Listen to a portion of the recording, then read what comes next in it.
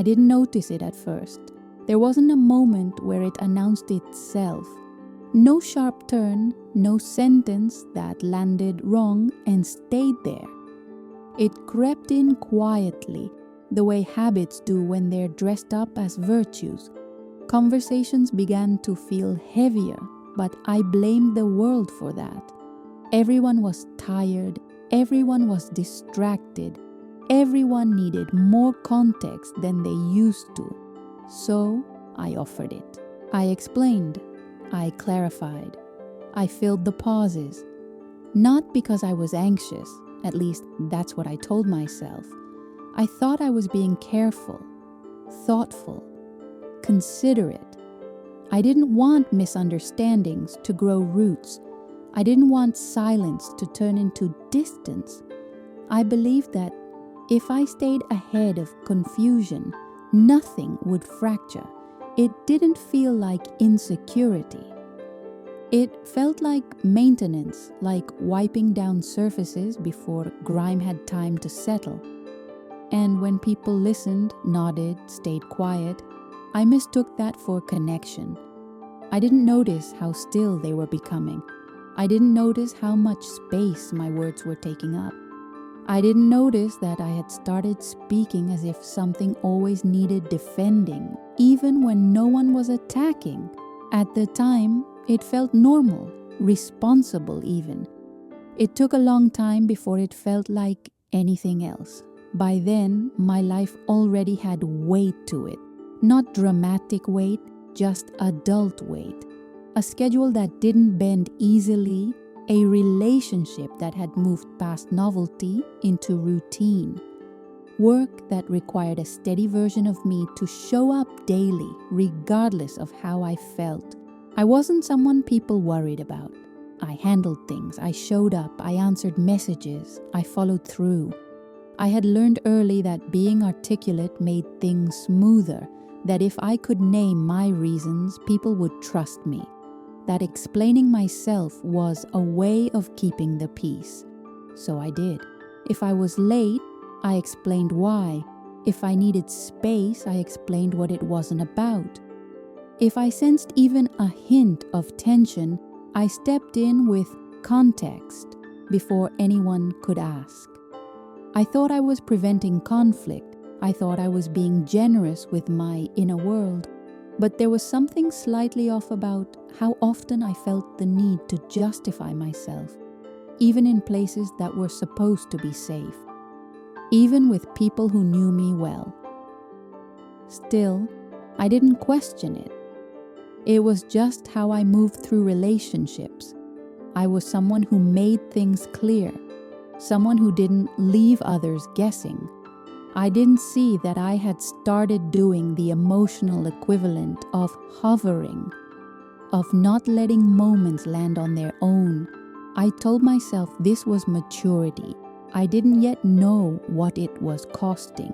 The cost didn't arrive loudly. It showed up in my body first.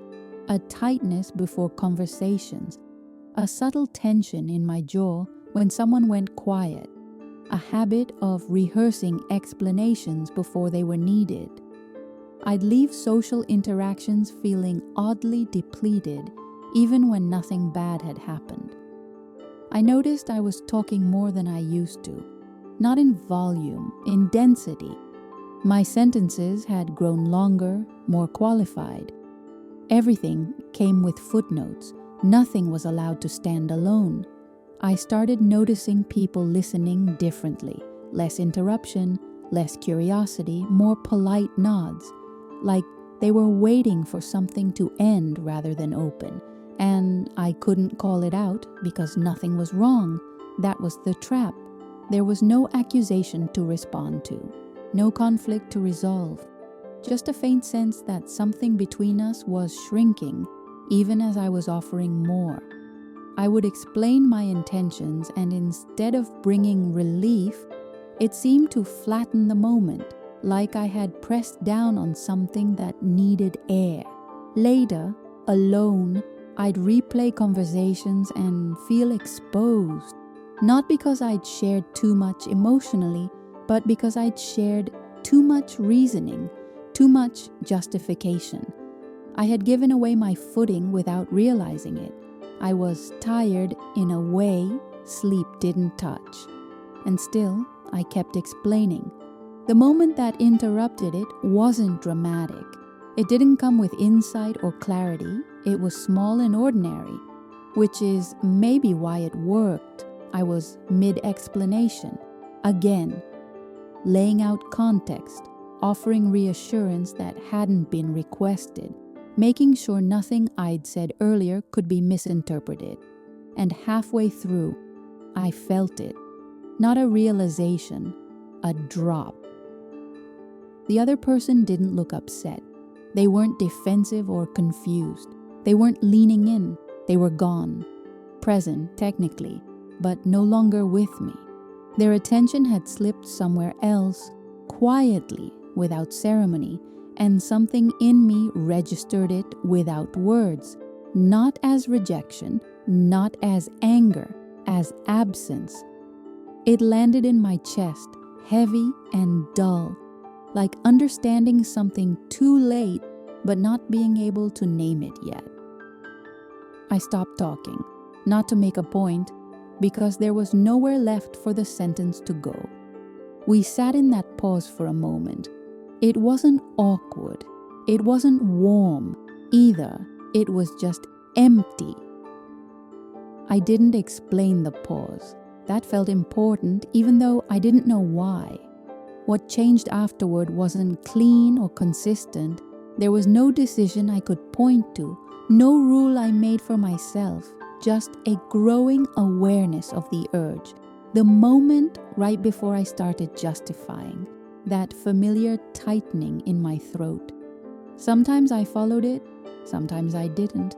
Not explaining felt wrong in my body, like withholding something essential, like being careless. There were moments when silence felt almost cruel. I let that discomfort stay. I noticed that when I didn't rush in with reasons, conversations shifted. They slowed. They opened in places I hadn't expected. People spoke more. Sometimes they misunderstood me. I didn't fix it immediately. That part hurt more than I anticipated. I lost the safety net of being thoroughly known, of having my intentions clearly logged. I had to sit with the possibility that someone might hold a version of me that wasn't accurate. And some did. A few relationships cooled, a couple drifted, not angrily, just quietly. I didn't chase them with explanations. That was the cost. But there was also relief, tangible relief. My shoulders dropped, my speech simplified. I felt less like I was managing every interaction from the inside. The space between people felt wider, less controlled, more alive. Now, from here, I can feel the difference in my days. I speak less, not because I care less, because I trust moments more. I let silence exist without interpreting it as danger. I don't rush to correct every imagined misunderstanding. Some people know me less completely than before. That still aches. But the connections that remain feel sturdier, less dependent on constant maintenance, less fragile. This worked for me, later than it should have, with losses that didn't resolve neatly. I don't frame it as growth. I don't feel wiser. I just feel quieter inside. And that quiet has weight. It asks something of me. It still makes me uneasy on tired days. I live with that.